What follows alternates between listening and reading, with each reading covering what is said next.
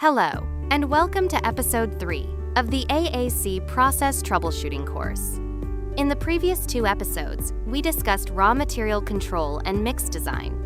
In actual production, however, even when the same raw materials and mix design are used, the condition of the green cake may still vary significantly from batch to batch.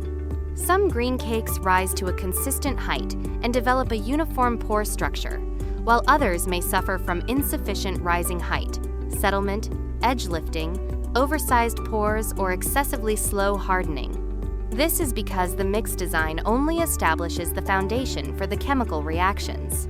What actually converts that mix design into a stable green cake is the subsequent control of slurry preparation, mixing, pouring, gas generation, thickening, and pre-curing. In this episode, we will examine why the same mix design can result in different green cake conditions. AAC pouring is not simply the process of transferring slurry into a mold. Once the aluminum paste is added, the reactions inside the slurry enter a critical stage. In an alkaline environment, the aluminum paste begins to react and generate gas. Bubbles gradually form and cause the slurry to expand. At the same time, lime slaking, cement hydration, and changes in slurry viscosity cause the mixture to thicken and harden. Therefore, 3 important processes occur simultaneously during the pouring stage. First, the slurry must flow properly and completely fill the mold. Second, the aluminum paste must generate gas and form the pore structure. Third, the slurry must gradually thicken and develop sufficient structural strength to support the green cake. These 3 processes must be properly coordinated to produce a stable green cake. The ideal pouring condition can be understood as a pouring window. Within this window, the slurry should have an appropriate temperature, flowability, and viscosity. The gas generation rate of the aluminum paste should be reasonably matched with the thickening rate of the slurry. The slurry must be able to fill the mold smoothly, while gradually developing sufficient strength to support the bubbles and the green cake structure.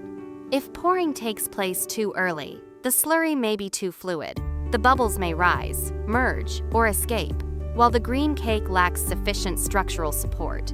If pouring takes place too late, the slurry viscosity may already have increased, and its flowability may have declined. This can restrict both bubble expansion and complete mold filling. The key to pouring control, therefore, is not simply to pour faster or more slowly. It is to transfer the slurry into the mold at the right time and in the right condition. Slurry temperature is a critical variable affecting the reaction rate in AAC production. Temperature influences lime slaking, cement hydration, the aluminum reaction, and the rate at which slurry viscosity develops. When the slurry temperature is too high, the aluminum reaction and gas generation may accelerate.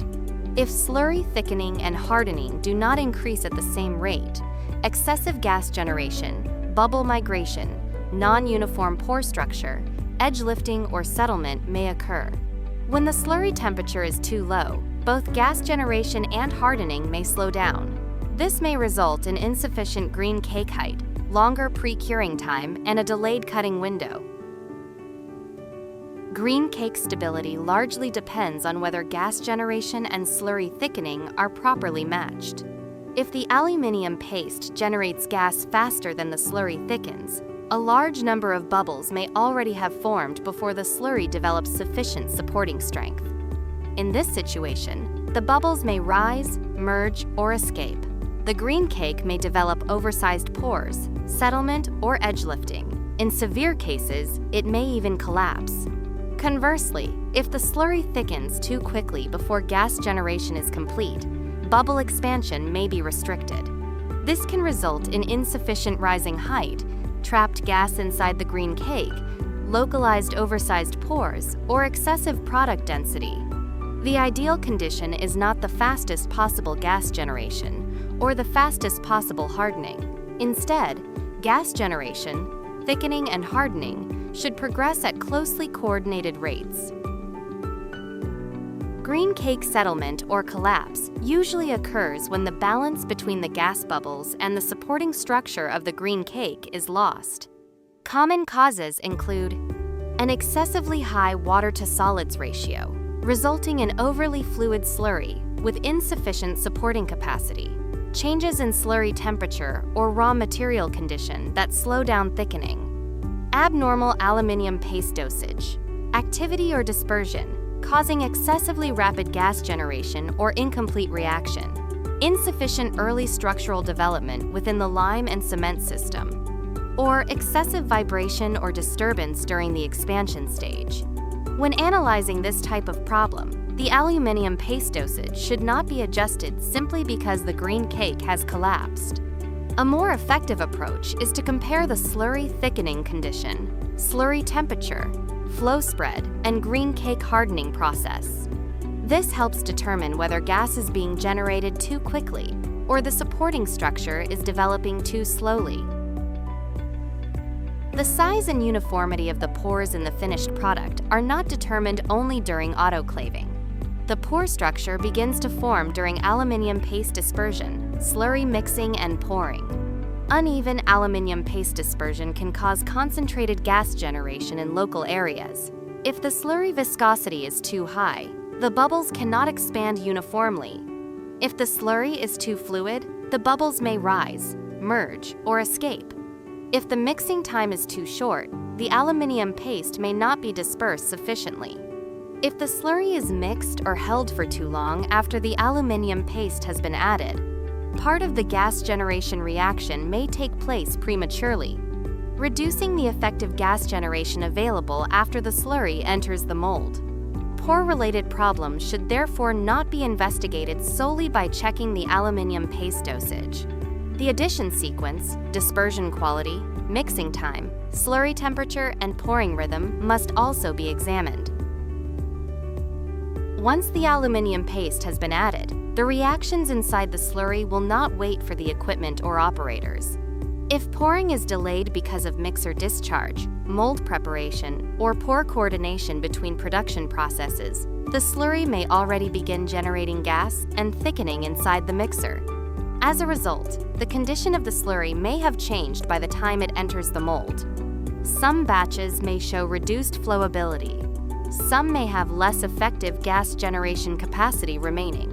Some may show fluctuations in initial pouring level and final rising height. Significant variations in green cake condition may also occur between batches. Stable production, therefore, requires more than a consistent mix design. The entire production cycle, from raw material feeding and mixing to pouring and transfer into the pre-curing chamber, must also remain consistent. When an abnormality occurs on site, the cause can be investigated by tracing backwards through the sequence of green cake symptom slurry condition reaction rate process parameter. If the green cake height is insufficient, check the gas generation performance of the aluminum paste, slurry viscosity or flow spread, pouring temperature, and any abnormalities during pouring.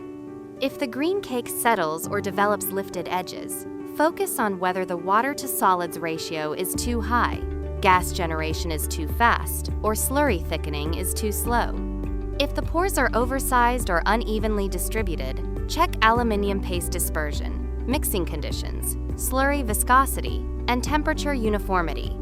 If pre-curing and hardening are too slow and the cutting time is delayed, further examine slurry temperature, lime reactivity, cement performance, and the coordination between gas generation and hardening. On-site troubleshooting should not begin by adjusting a single parameter. The first task is to identify the earliest abnormal stage in the overall reaction chain. Let us summarize the key points from this episode. First, the mix design only provides the foundation for the reactions. A stable green cake also requires consistent mixing, pouring, and process control. Second, the core objective of pouring control is to maintain proper coordination among slurry flowability, aluminum gas generation, slurry thickening, and pre-curing hardening. Third, variations in temperature, mixing time, aluminum paste, dispersion, and pouring cycle can cause the same mix design to produce different green cake conditions. Fourth, the pore structure, green cake height, and cutting strength of the product already begin to develop during the mixing and pouring stages. At Keda SureMaker, our focus extends beyond whether the equipment can complete the mixing and pouring processes. We also consider whether the entire production system can consistently reproduce the same process conditions over the long term. A good mix design can only be converted into a stable green cake and reliable AAC product quality through consistent and well-controlled production processes.